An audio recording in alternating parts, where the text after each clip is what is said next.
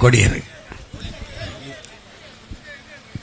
எங்களின் உயிரோடும் உணர்வோடும் கலந்து வாழுகின்ற அன்பு சொந்தங்கள் அனைவருக்கும் வணக்கம்.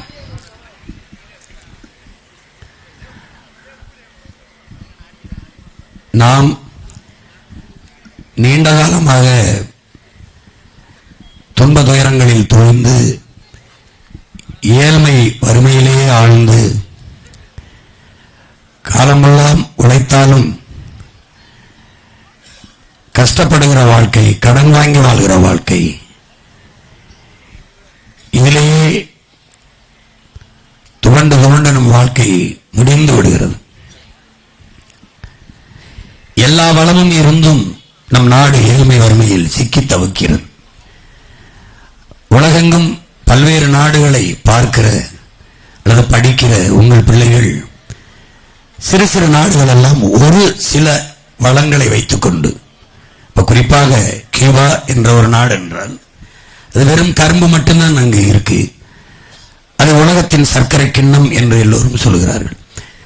அந்த கியூபா அந்த கரும்பு மட்டும் வைத்துக்கொண்டு அவ்வளவு செழிப்பாக தன் நாட்டு மக்களை அந்த கரும்பு அந்த சர்க்கரை பொருளாதாரத்தை வைத்துக் கொண்டு செழிப்பாக வாழ்கிறது.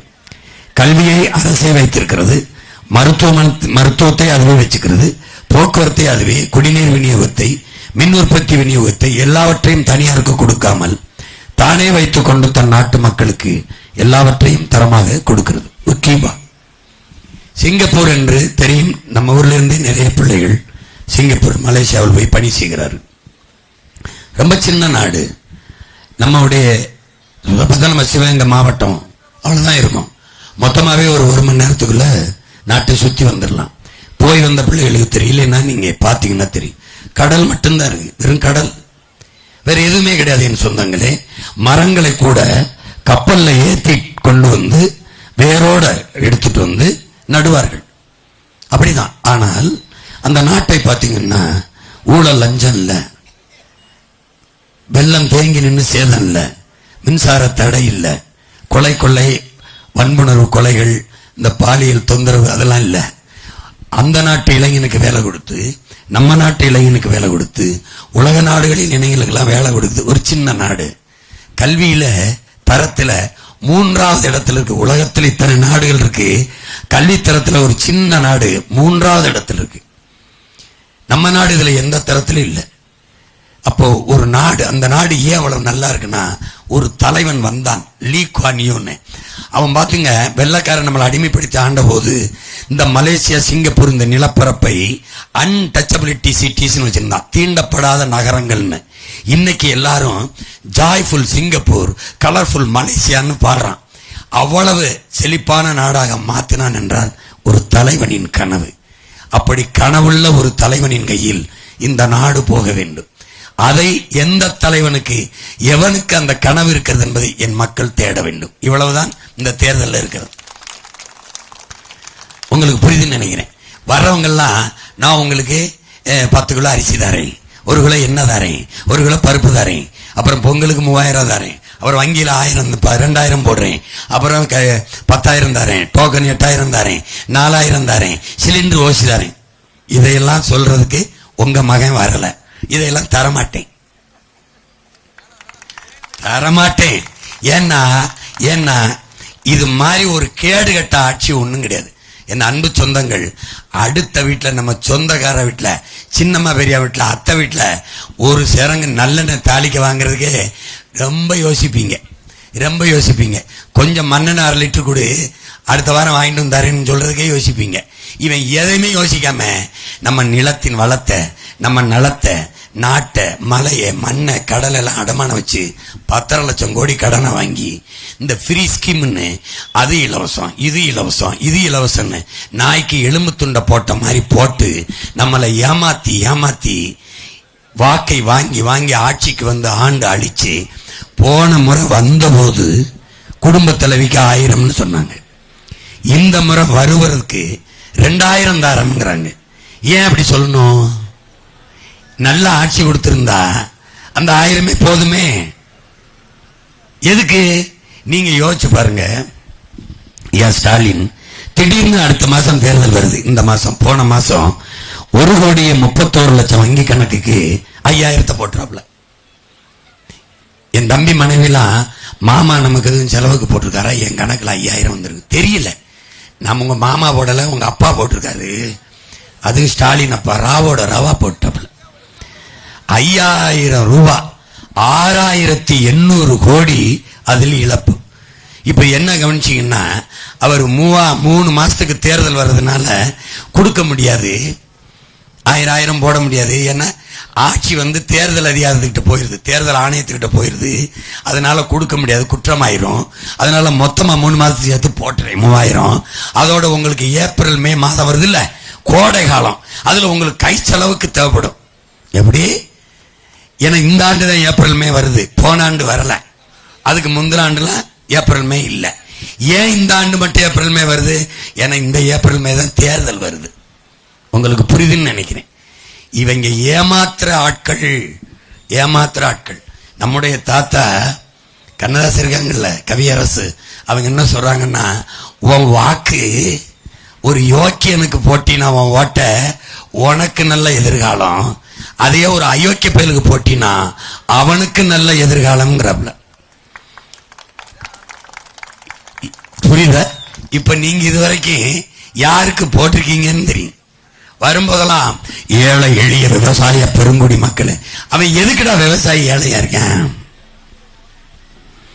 எதுக்கு விவசாயி ஏழையா இருக்கான் சொல்லுங்க? ஏழை எளிய கார் முதலாளிகளே, ஏழை எளிய சிகரெட் முதலாளிகளே, ஏழை எளிய இந்த பான்பராக்கு முதலாளிகளே அப்படிலாம் சொல்லலையே. ஏழை எளிய விவசாயி ஏழையா இருக்கான். நீ பான்பராக்கு போடாம இருக்க முடியும், சிகரெட்டு பிடிக்காம இருக்க முடியும், பீடி பிடிக்காம இருக்க முடியும், கார் இல்லாம இருக்க முடியும், செல்போன் இல்லாம இருக்க முடியும், டிவி பார்க்காம இருக்க முடியும், ஏசி இல்லாம வாழ்ந்துட முடியும், ஃபேன் இல்லாம வாழ்ந்துட முடியும். இது எல்லாம் இல்லாமல் வாழ முடியும், சோறு இல்லாம வாழ முடியாது. சோறை கொடுக்கிற விவசாயி டேய், அவன் ஏன்டா கடனாளி ஆகிறான், அவன் ஏன்டா ஏழை ஆகிறான்? இந்த கேள்வி ஏன்டா யாருமே எழுப்புறது இல்ல? ஏன் எழுப்புறது இல்ல? சிறைக்கில பிளேட்டு கத்தி தயாரிக்கிறவன் கூட பெரும் முதலாளியா லாபம் விட்டான். பிளேட்டு கத்தி இருக்குல்ல, அது 10 ரூபாய்னா 10 ரூபா கொடுக்குறான். அதனால முதலாளியா இருக்கான். எங்க அப்பா விளைய வைக்கிறான்ல, அரிசி பருப்பு காய்கறி வெண்டைக்காய் சுரக்காய் பூசணிக்காய், அத விளைய வைக்கிறான். அவன் ஒரு பூசணிக்காய் 100 ரூபா சொல்ல முடியாது. வாங்குறான் பார் சந்தையில, பூசணிக்காய் 10 ரூபாய்க்கு எடுத்துக்கிறேங்க, கொடுத்தா கொடுங்கன்னா போங்கம்பா. பொருளை திருப்பி எடுத்து போக முடியாது, தக்காளிய பொருளை திருப்பி எடுத்து போக முடியாது, கத்திரிக்காய அழுகி போகும். அப்ப என்ன பண்றது?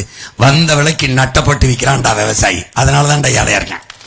இப்ப உன் மகன் விவசாய விலையை தீர்மானிக்கிறான். அந்த ஆட்சியை உங்க மகன் கொடுக்குறேன். இப்ப புரியுதா உனக்கு? இதனாலதான் பிரச்சனை. உனக்கு நல்லா கவனிச்சுக்க. நீ காலில் போட்டிருக்கல செருப்பு, எங்க இருக்குன்னு நினைக்கிற? கண்ணாடி அறையில குளிரூட்டப்பட்ட ஏசி ரூம்ல இருக்கும். நீ சாப்பிடல காய்கறி எங்க எடுக்க தெரியுமில்ல, தெருவில். இந்த முதலாளி சூ 500 ரூபாய்னா 5 பைசா குறைக்க மாட்டேன், அப்படியே கொடுத்துட்டு வந்துடுவேன். கொஞ்சம் பார்த்து போட்டு கொடுங்க. பேச மாட்டேன். ஆனா வீதியில எங்க ஆத்தாளப்பேன் சந்தையில் விற்கிற கத்தரிக்காய் வெண்டைக்காய் சொரக்காய் பூசணிக்காய் முருங்கைக்காய் கீரையை கட்டு 10 ரூபாய்ப்பான்னு சொல்லிச்சுன்னு ஒரு கீரை அவ்வளோ ஆகாது, ஒரு 8 ரூபாய்க்கு கொடுங்கம்மா, ஒரு 7 ரூபாய்க்கு கொடுங்கம்மா. இங்க பேரம் பேசி குறைப்ப.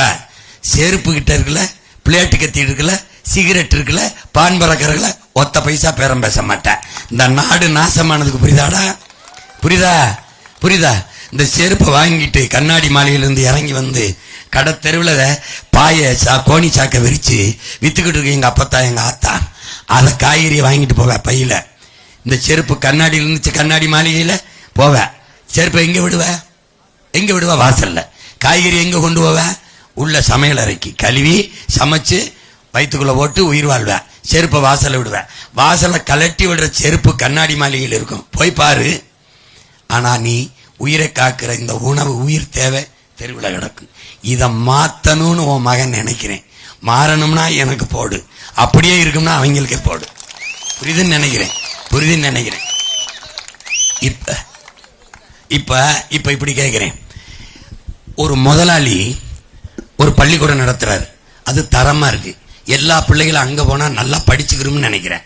ஒரு கவர்மெண்ட், ஒரு அரசு, இத்தனை கோடி மக்களால் உருவாக்கப்படுற அரசு, இத்தனை கோடி மக்களின் வரியை வாங்கிக்கிற அரசு, ஏன் பள்ளிக்கூடத்தை கல்வியை தரமா கொடுக்க முடியல? நம்ம பிள்ளைய நல்லா படிக்க வைக்க முடியல?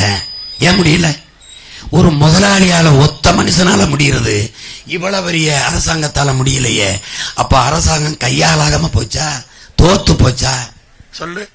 நான் கேட்கிறேன், எல்லா இடத்துலயும் கஞ்சா விற்கிறான், எல்லா இடத்துலயும் கொக்கைன், மெத்தப்பட்டமைன், இந்த மாதிரி இந்த போதை பொருளை விற்கிறான். இதை விற்கிறவன் வாங்கி பயன்படுத்துறான்ல, அவனுக்கு தெரியுது எங்க விற்கிறான்னு. போலீஸுக்கு தெரிய மாட்டேது. எப்படி? இங்க பாருங்க, கஞ்சா வாங்கி குடிக்கிறான்ல, அவனுக்கு தெரியுது எந்த சந்தில எந்த இடத்துல இவன் விற்கிறான். ஆனா போலீஸுக்கு தெரிய மாட்டேது.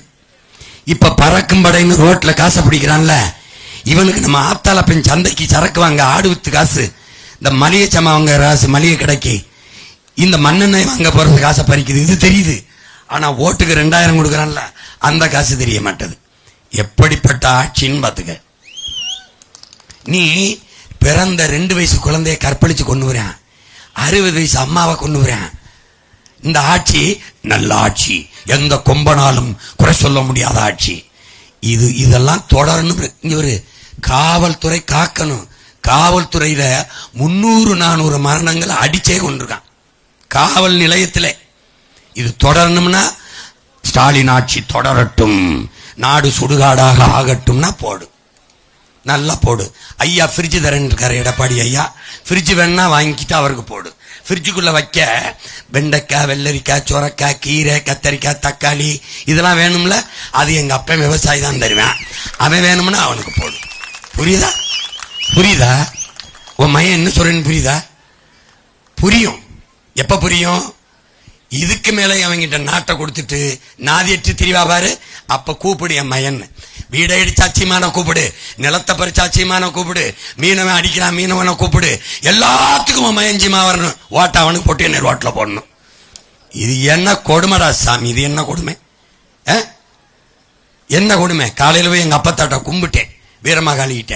அன்னைக்கு போய் என் முருகனை கும்பிட்டேன். நீ என்னை ஜெயிக்க வைக்காம இந்த மக்களுக்கு என்னடா நல்லது செய்ய போறான்னு கேட்டேன். இவங்கள்ட்ட ஆட்சியை கொடுத்துட்டு நீ என்ன நல்லது செய்வ? என்னது செய்வ? ஒரு பிள்ளைய நடமாட விட மாட்டாங்க, கற்பழிச்சு கொண்டு போறான். ஒரு அம்மா தெருவில் போக முடியல, தாலி எடுத்து போறான். அவன் தாலி இருக்கிறது விட்டு திருட்டு பைய, இவனே குடிக்க வச்சு 6 லட்சம் பேர் தாலி எடுத்து விட்டான். நீ என்னத்தை, எது ஆட்சின்னு தெரியுதா உனக்கு? எது ஆட்சி? எது ஆட்சி? பசிங்கிற சொல்லு இல்லாம ஒழிப்பேன்னு மயன் சொல்றேன், நீ நம்ப மாட்ட. உன்னை 5க்கும் 10க்கும் அல்லாட விடாம, கையெந்த விடாம உன் வாழ்விடத்தில் அரசாங்க வேலையை தந்து உன்னை வசதியா வாழ வைக்கிறேங்கிற, நீ நம்ப மாட்ட. அப்புறம் நான் உங்களை வச்சு பிழைக்கிறவனா இருந்தா 36 லட்சம் வாக்கு இருக்க, இவ்வளவு பெரிய கூட்டம் எனக்கு இருக்க, என்னை கேட்கிறான இவ்வளவு பெரிய ஓட் ஷேரிங் வச்சிருக்கீங்க, இவ்வளவு பெரிய ஓட் பேங்க் வச்சிருக்கீங்க, பிழைக்க தெரியாதவங்களா இருக்கிறீங்களே. என் வீட்டில் வந்து பேசுறாப்புல, எத்தனை நாளைக்கு வாடகை வீட்டில் இருப்பிய? அந்த பிள்ளைய கட்டிட்டு வந்து உங்க மனைவி பார்க்குற காதலோட ஒரு தோடு இல்லாம அன்னைக்கு தெரியுது. அது எப்படி இருப்பிய? பிழைக்கிறது நீங்க நல்லா இருக்கணுமா? நான் நல்லா இருப்பேன், நாடு மக்களும் நாசமா போயிருவாங்க, பரவாயில்லையான்னு கேட்டேன், போயிட்டாங்க. என்ன உனக்கு?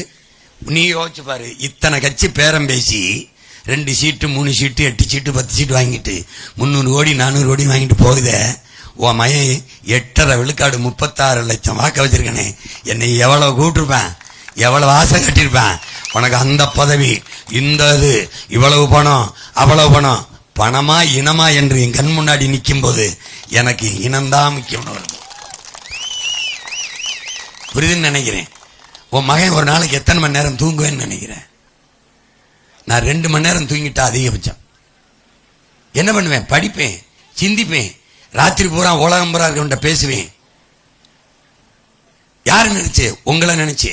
என் காடு அழிஞ்சு போச்சு, என் மலையை வெட்டிட்டு போயிட்டான், என் மண்ணலி தின்னு விட்டான், என் நீர் நஞ்சாயி போச்சு, என் காற்று நஞ்சாயி போச்சு, என் பிள்ளைய இந்த பூமியில எப்படி விட்டுட்டு போறது? என்ன இருக்கு? படிக்க கல்வி இல்ல, படிச்சா வேலை இல்ல. 70 லட்சம் பேரு டிஎன்பிசி தமிழ்நாடு தேர்வாணையில் வேலை செலுத்திட்டு நம்ம அண்ணன் தம்பி மாமச்சன் நிற்கிறான். 70 லட்சம் பேர், 3500 தான் வேலை இருக்கு, 50 லட்சம் பேர் தேர்வு எழுதுறான் வேலைக்கு. 400 பேரு இன்ஜினியரிங் படிச்சவன் வாட்ச்மேன் வேலைக்கு விண்ணப்பிச்சு நிற்கிறான். ஐயா எடப்பாடி பழனிசாமி முதலமைச்சராக இருக்கும்போது சட்டசபையில் படிக்கிறாரு. 400 பேர் வாட்ச்மேன் வேலைக்கு. எம்பிஏ எம்எஸ்சி படிச்சவன் எங்க இருக்கான் தெரியுமில்ல? டாஸ்மார்க் கடையில சாராயம் ஊத்தி கொடுத்துக்கிட்டு இருக்கான். இந்த நிலையை உன் மகன் மாத்தணும்னு நினைக்கிறேன். எப்படி மாத்துவா சீமான்? எப்படி? உன் சொந்த ஊர்ல கவர்மெண்ட் வேலை கொடுப்பேன். எப்படி கொடுப்ப? கோழி பண்ணை, ஆடு மாட்டு பண்ணை, தேனீக்கள் வளர்த்தல், பட்டுப்பூச்சி வளர்த்தல், நெசவு செய்தல், மீன் வளர்த்தல், ஆடு வளர்த்தல், மாடு வளர்த்தல், எருமை வளர்த்தல், கழுதை வளர்த்தல், எல்லாத்தையும் அரசு பண்ணி மாத்திடுவேன். என்ன மயம் கழுதை மேய்க்க? நீ மேய்க்காத, நான் மேய்ச்சிக்கிறேன். ஏன்? கழுத பால் தான் உலகத்தில் அதிக விலை. 1 லிட்டர் பால் 5000 நம்ப முடியல. நீ தான் யூடியூப் வச்சிருக்க, தட்டி பாரு. டாங்கி மில்க் ஹவு மச் போட்டு பாரு. ஏய் டேய், நான் ஏன்டா உனக்கிட்ட பொய் சொல்லணும்? என்னை பெத்தா ஆத்தாப்பனே, நான் ஏன் உன் மையன் உனக்கு பொய் சொல்லணும்? நான் வாக்கை ஏச்சு பறிக்கணும் வந்தா நான் தான் வீட்டுக்கு ஒரு ஹெலிகாப்டர் தரேன்னு சொல்லியிருக்க மாட்டேனா?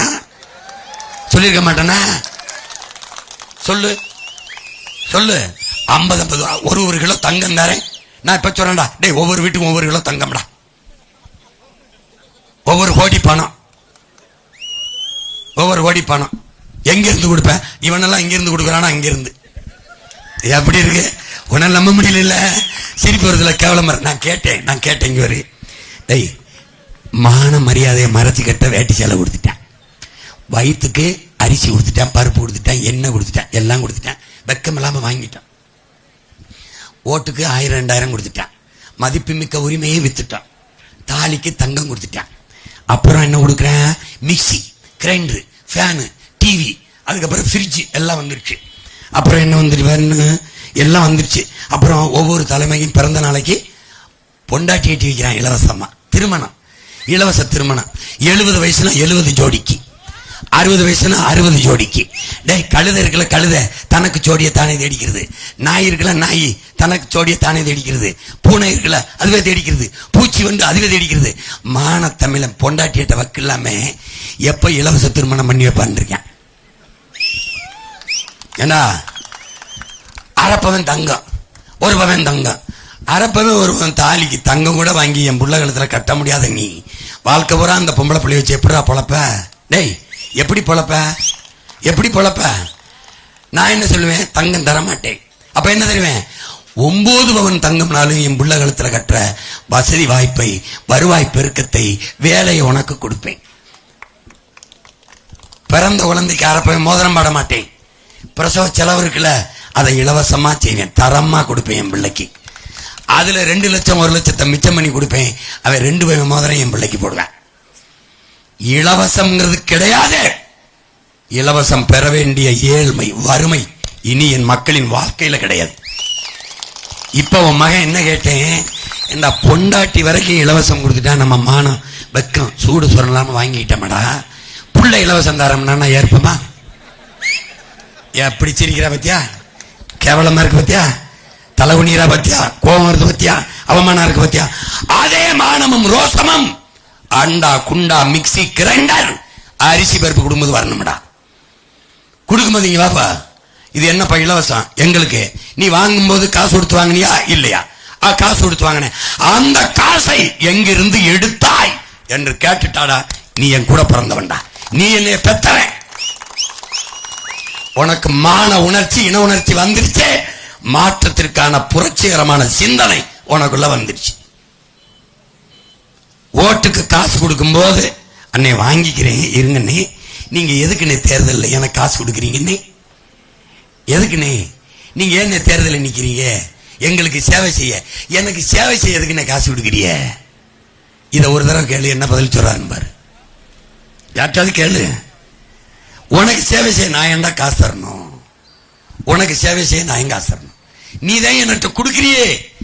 கரண்டுக்கு காசு கொடுத்துற, தண்ணிக்கு காசு கொடுத்துற, ரோட்டுக்கு காசு கொடுத்துற, வீட்டுக்கு வரி கொடுத்துற, கல்விக்கு காசு கொடுத்துற, மெடிக்கலுக்கு, எஜுகேஷனுக்கு, எல்லாத்துக்கும் டாக்ஸ் இருக்கு, எல்லாத்துக்கும் நீ வரியை கொடுத்துற. இந்த வரியை வாங்கி என்னன்னா என் தம்பிகளே, என் தங்கைகளே, என் பெற்றோர்களே, உன் மகன் எனக்கு நானே பள்ளிக்கூடம் கட்டி படிச்சுக்கிற முடியாது, எனக்கு நானே மின்சாரத்தை உற்பத்தி பண்ணிக்கிற முடியாது, எனக்கு நானே ரோட போட்டு போய்க்கிற முடியாது. புரியுதா?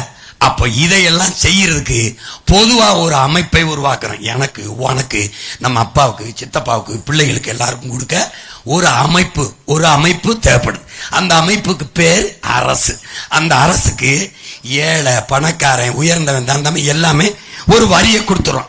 இந்த வரியை வாங்கி வச்சுக்கிட்டு மக்களுக்கு நலத்திட்டமா எஜுகேஷன், கல்வி, மெடிக்கல், மருத்துவம், குடிநீர், வாட்டர், ட்ரிங்கிங் வாட்டரு, தண்ணி, எலக்ட்ரிசிட்டி, மின்சாரம், டிரான்ஸ்போர்ட், ரோடு அண்ட் டிரான்ஸ்போர்ட், இப்படி பிரிச்சு பொதுமையா சேவை சர்வீஸ் பண்றதுக்கு தான் கவர்மெண்ட் அரசு. இதை செய்யறதுக்கு தானே அரசு. இதை செய்யாம ரோடு தனியார் முதலாளி, மின்சாரம் முதலாளி கொடுப்பாரு, தண்ணி அப்போலோ, கின்லே, மினரல். அந்த அப்போலோ ஓனர் எங்கிட்ட இருக்கான்? எங்க பார்த்திருக்கா? தெரியாது. இந்த இந்த இவன் இருக்காமல அமேசான்.